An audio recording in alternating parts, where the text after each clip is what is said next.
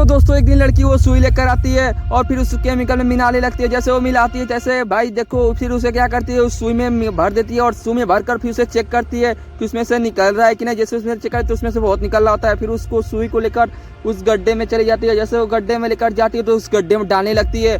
और भाई कुछ ऐसा चीज होता है। इससे पहले आप भोले बाबा भक्त हैं तो चैनल को एंड लाइक कर दीजिए एंड सब्सक्राइब कर दीजिए। जैसे वो लड़की उस गड्ढे में लेकर और उस सुई को जो केमिकल होता है उसमें डालने लगती है तो भाई वो दूर भाग जाती है और उसमें से कुछ ऐसा चीज निकलता है जो आप लोग भी देखकर डर जाएंगे। भाई ऐसा कुछ क्या चीज निकला इसमें।